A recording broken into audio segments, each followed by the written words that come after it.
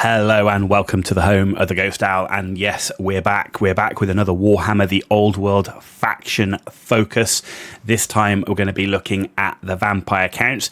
If you've been watching the other faction focuses, then you'll know what this is about, but for those who haven't seen them before, this is about looking at the Warhammer Fantasy Battle army book for the faction, the last one that they did. So in this case it's the 8th edition. For some they didn't get an 8th edition book, but for vampire counts it's the 8th edition. We're looking at the army list, we're looking at the units, we're looking at what they did back then to give us an idea of what they might do in Warhammer The Old World, how they might play, albeit the rules will be slightly different, but heavy infantry are still likely to be heavy infantry. Bit of a refresher for those that played in the past, and for those that didn't play these factions or didn't play Warhammer Fantasy Battle back in the 8th edition, to give you a bit of information about what is in the army list. Now, vampire counts, I know at the moment they are not a faction that's on the inside of Warhammer The Old World, but we do know they will at least get a set of index or legends style rules, so you will be able to play them, you will be able to buy models for them, and in fact as we go through this you'll see that many models for the vampire counts in Warhammer The Old World are still available today in Age of Sigmar. You would just need to change the base.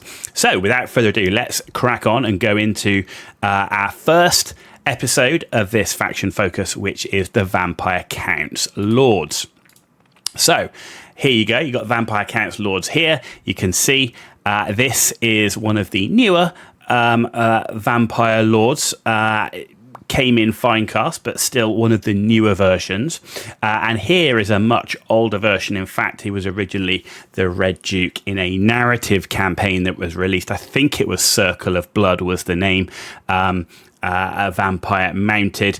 The one issue that I did find with him being in Finecast, so a beware if you do pick up this model, is that he does tend to bend here and he does collapse. So if you got the metal one, you're okay, but this one actually collapsed down on the back leg, so just be aware of that one.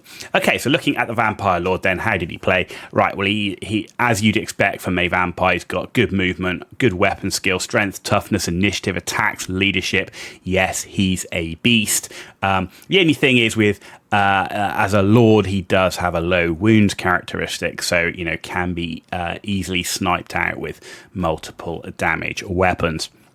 Equipment wise, comes with a hand weapon, but he's got lots of options. He can take heavy armor, he can take a shield, additional hand weapon, a great weapon, and if he is mounted, he can also take a lance. You get lots of mount options, including a barded nightmare, a hell steed, an abyssal terror, a zombie dragon, and a coven throne.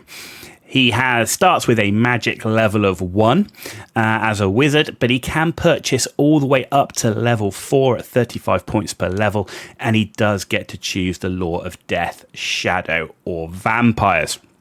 Special rules, you get the generic ones, which are undead, which basically gives you unbreakable, unstable, so in terms of combat results you crumble as opposed to run away, but you do cause fear. But also you can't march unless you're within 12 inches of the general, or you have the vampiric special rule, and your charge reaction can be hold only. Now he's a vampire, so of course he also comes with vampiric, which means he never suffers wounds from the death of a general, and he can march as normal. And he also comes with the hunger. When you kill one or more enemy models, you roll a d6. And on a 6+, you recover a single wound lost earlier in battle, and that doesn't happen that often. And also this is a lord, so as with the other lords, they are most likely to be your general. Now, one thing to remember as a vampire count army special rule, if the general is slain, then all the units have to take a leadership test, and if they fail, they suffer the number of wounds equal to the amount by which they failed that leadership test, with no saves allowed.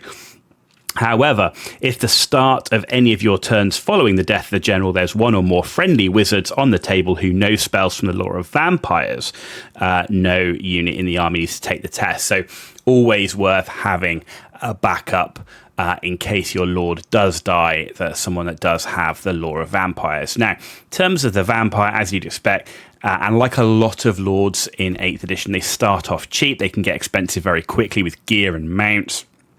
However, with the high stat line of a vampire lord, it is worth equipping the lord well.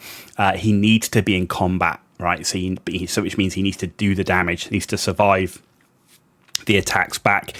Sometimes you could take them on foot in a large block of Graveguard to give them some protection, which I sometimes did. However, I normally fielded the Vampire Lord on the Coven Throne because it looks cool, but more often on a zombie dragon. That high mobility, the ability to fly, the extra damage you get against large units is good. However, without support, you're still going to struggle. With these big blocks of the 8th edition meta, you did need to kind of use your tar pit zombie skeletons and then use your zombie dragon lord into the unit, and that would finish them off.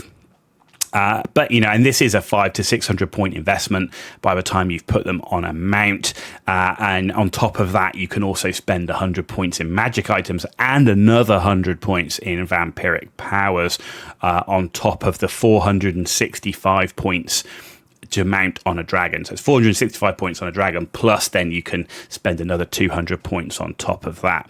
And also being the army general, it's tricky to use. You need him in combat. He's got to make his points back. He's got to be engaged. But if you lose him, you're in trouble.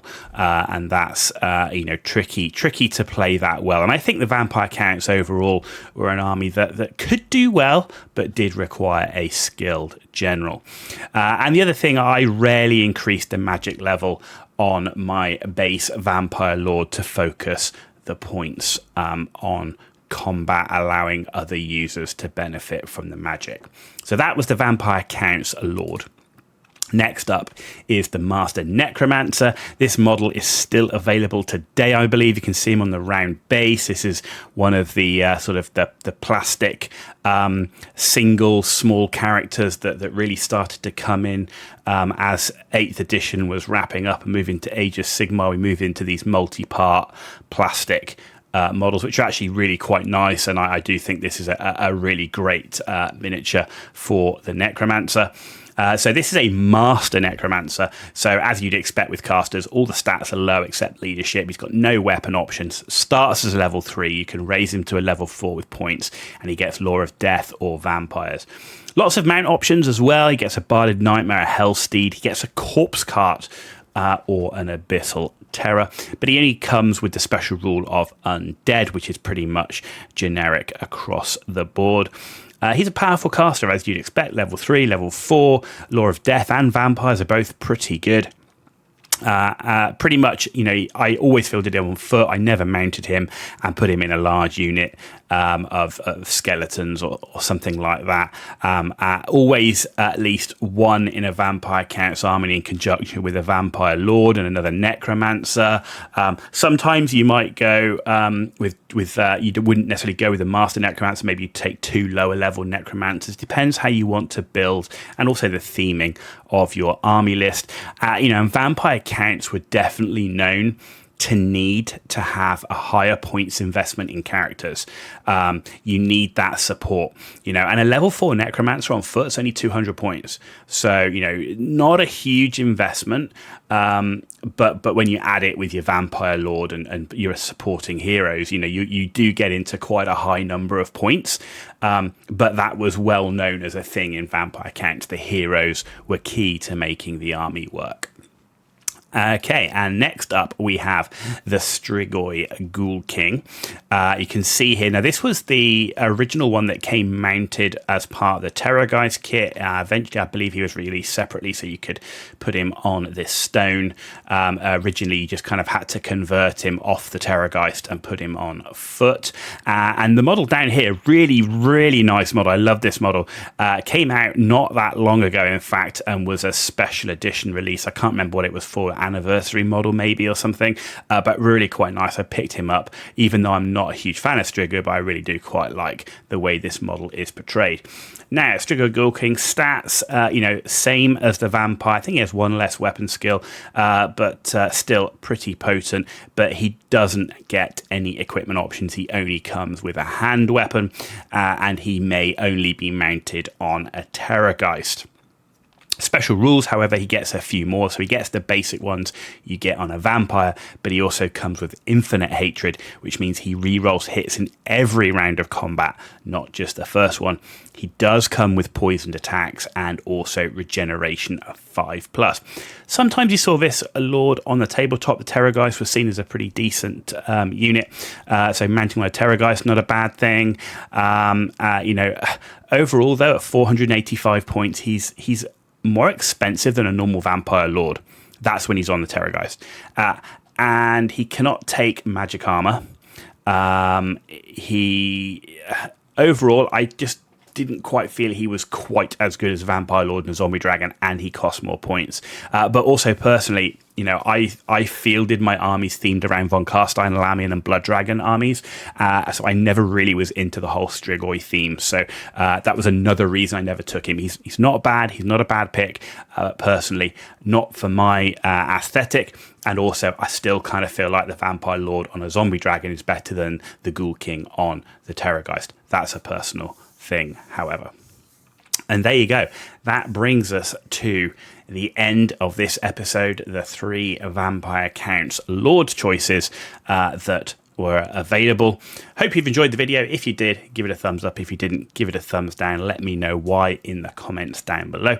And as always, if you want to see more of this content, and there is a lot more to come, please hit that subscribe button. It's so important for me, and it's totally free for you to do, so thank you for that in advance. You've been watching The Ghost Hour. Tune back in as we start to look at the Vampire Counts heroes.